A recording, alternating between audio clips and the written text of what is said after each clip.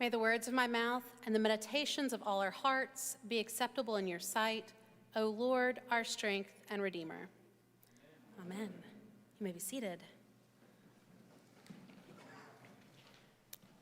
Well, as Rob mentioned, I'm Mary Alice, and it is so good to be with Holy Cross this morning. I realized at the 8 o'clock service that I think this is the first time I've probably worshiped together in Holy Cross, maybe in like 8 years or so, 8 or 10 years. So it's been wonderful. I've been here for a couple of clergy gatherings, but haven't been to a Sunday service in a long time. I grew up here in Pensacola at Episcopal Day School and at Christ Church, and currently I serve as missioner to Mobile and as associate priest at St. Luke's in Mobile. What that really means is that my job at St. Luke's looks like doing a lot of school chaplaincy, which is a ton of fun. And as missioner to Mobile, I work with the diocese on a new ministry project that we've been working on the last couple of years, Beloved Community Outreach. And that is really something that has become my passion. Several years ago, we received a UTO grant as well as a grant from the Office of Church Planting and Redevelopment to establish a non-traditional expression of Episcopal community in Mobile. And we've learned a lot in the last 2 years.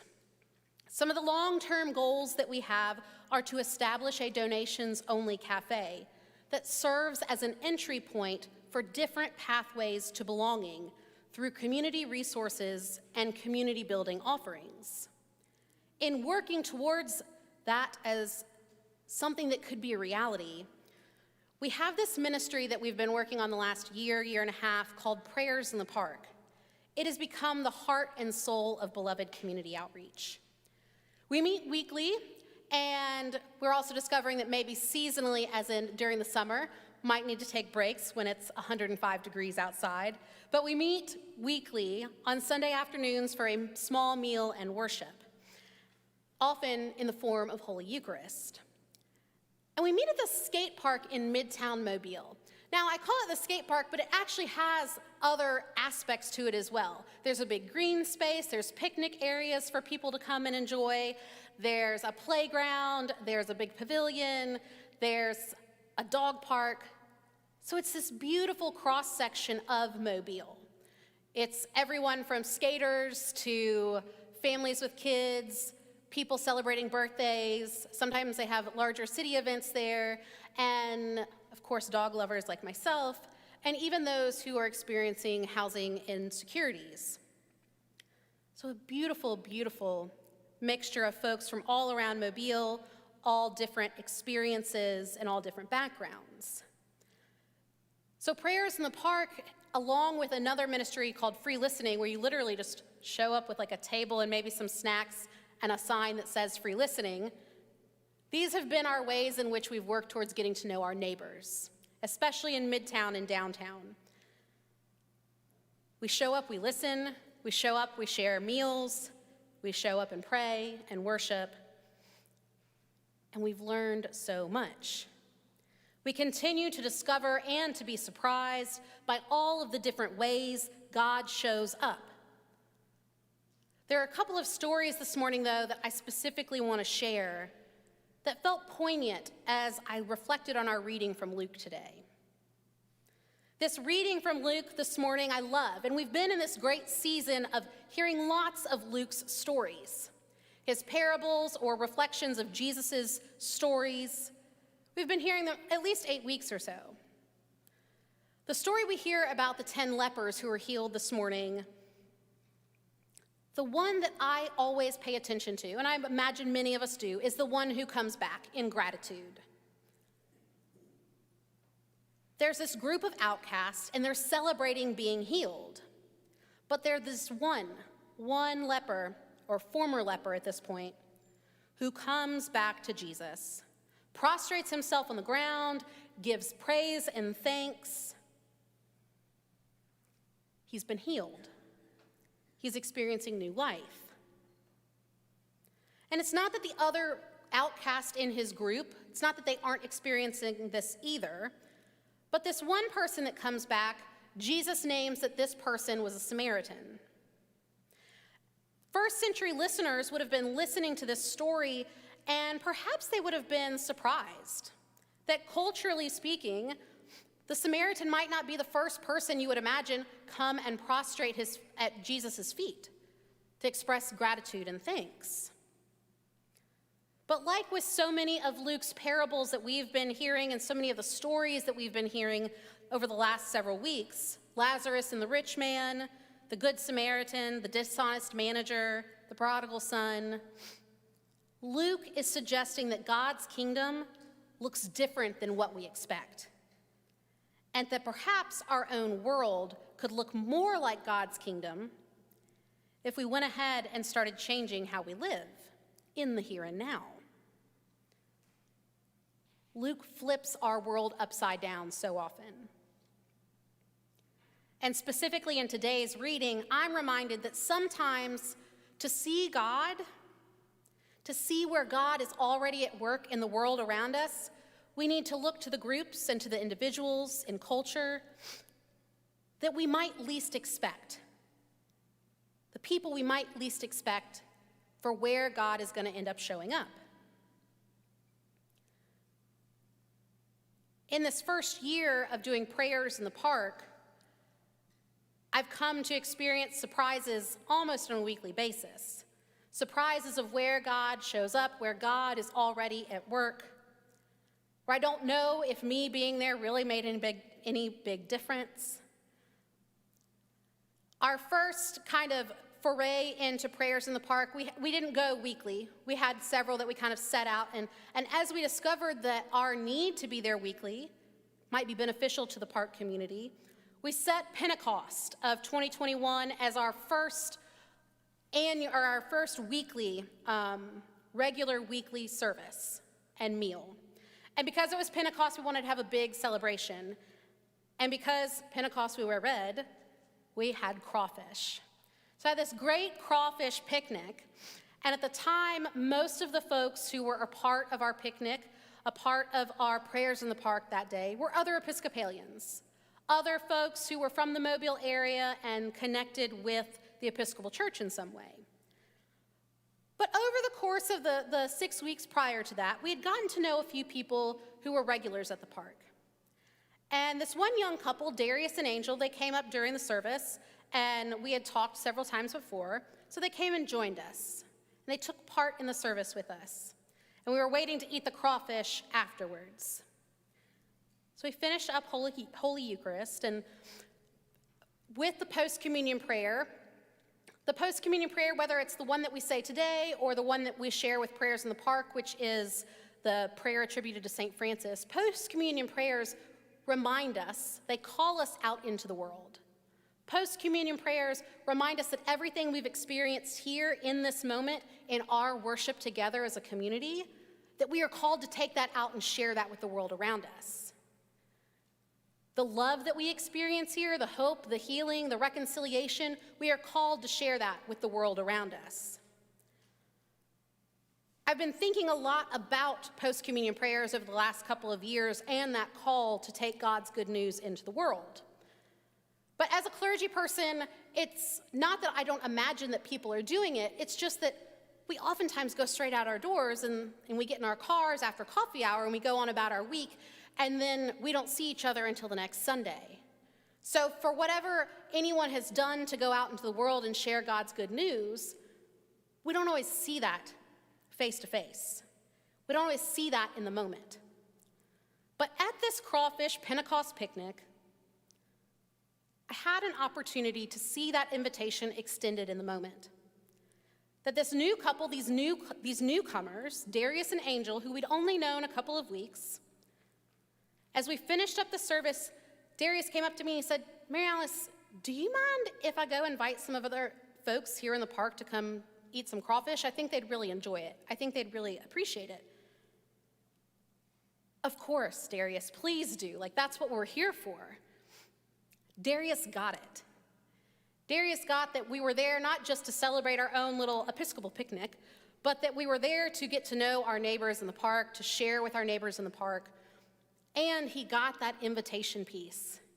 He understood in that moment that he was literally being sent out to invite other people to take part in God's love, to share in God's love. And it was a gift in that moment to see that happen in real time, in real life. And then it wasn't one of our regulars, it wasn't one of our leadership team that we would have expected would say, well, let me go walk out around the park and invite people over. It was someone who was new. And what we've learned about Darius is that Darius is an inviter. That is part of who he is. A year and a half later, almost, of knowing Darius, any time that he is there at Prayers in the Park, whether he's skateboarding and inviting skateboarders over to join us and to take part in prayers or to get a cold drink or to have a meal with us, he's inviting people. In fact, because of that, we ended up changing our location in the park of where we set up so that we could be closer to the skaters who are there on a pretty regular basis. And when it's hot outside, cold drinks, snacks are much appreciated. And we've gotten to know a number of those in the community in ways that we would not have been if we had stayed where we thought was comfortable under a nice shaded tree. Fast forward to a year later, and if anyone knows the Reverend Lydia Johnson, she's a good friend of mine in Mobile. We've done a lot of this ministry with Beloved Community Outreach together. We were planning for our Palm Sunday service. And having been going at Prayers in the Park for almost a year, we had a little bit of a sense of what to expect. Even though every Sunday felt slightly different, we thought we knew what was coming next. So for Palm Sunday, she said, why don't we do something like a second line? And that when we think about Palm Sunday and Jesus riding into Jerusalem on this donkey with the palms and the praises, Hosanna in the highest, that some of what's happening in that moment as people are celebrating Jesus, they're also kind of mocking the Roman Empire around them, right? That there is someone, this real king in Jesus, who is coming in. And so with that, the sense of a second line was something that she's like, that reminds me of maybe what the Palm Sunday procession looked like. So we had it kind of planned out of how we were going to go about this second line in the park and to invite people to be a part of it. I reached out to one of my students at St. Luke's, Jack Wheeler, and I said, Jack, you're a percussionist. Can you come play some drums? Can you bring your drums with you and you'll kind of help lead the procession around the park? And with that, we were going to extend an invitation with flowers and a little card to folks to come join our Easter service the following week. Jack was glad to come and help, and as he arrived that afternoon, he had his drums out, and the ones that like fit over your shoulders, he had his drumsticks, and we're kind of getting ready to go, and a couple of the skaters came over who were about Jack's age, and they started talking, and we found out that they too were percussionists.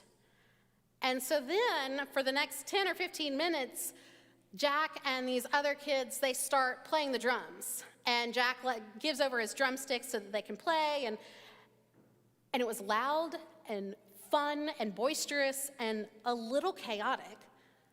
And what Lydia and I realized in that moment as we saw this somewhat unfold is that what Jack had going on was special.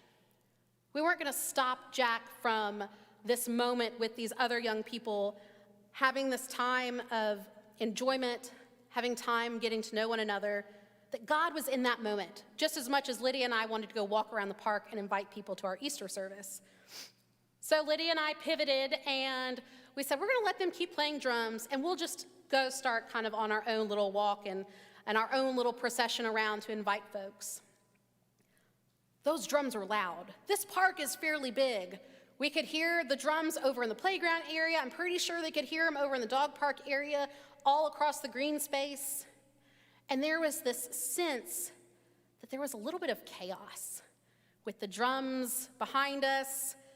It was hard to hear people, or at least it felt like it was hard to hear people in the moment. As Jack eventually came and caught up with us, the little kids at the playground, they wanted a chance to play the drums too, so Jack continued. He gave the little kids his drumsticks and you know, little kids who don't know how to play the drums, it's even a little more chaotic than just the drums themselves. And yet, in that moment, there was this sense of this may have been a little bit of the chaos, the holy chaos, that existed on Palm Sunday as Jesus rode into Jerusalem. There was this sense that God was moving in the chaos and through the chaos. I had not expected that. I was surprised by that. It was this moment, after almost a year of doing prayers in the park, where what I really understood in a new way was that God had already been at work in and through the community at the skate park. That our little Episcopal group, we weren't bringing God to people. We showed up. We were welcomed into an already existing community, and we were invited to stay because of what we were pointing to. We were trying to make room for God. We were trying to point to God. And to say that we see God here, to make room for God to show up in surprising ways, that's what allowed us to stay. That God would sometimes show up in the chaos, sometimes in the quiet, when there weren't a lot of people at the park, in the rain the following Easter Sunday, when we were under a portico, sometimes in a shared meal or a conversation, sometimes in arts and crafts, in sunsets, in blessings, in baptisms. God showed up in all of those places. God still shows up in all those places. I don't doubt that all of the lepers from Luke's story this morning were grateful for their healing, as so many of us are in the own blessings that we experience in our lives. But I think that it's important that we also seek and find and celebrate those who might surprise us about how they are able to point us to God, those we don't expect who might point us to God. How do they do that with gratitude and faithfulness, like the Samaritan in the story today? What can we learn from those friends and neighbors? What might they be able to teach us about God's kingdom?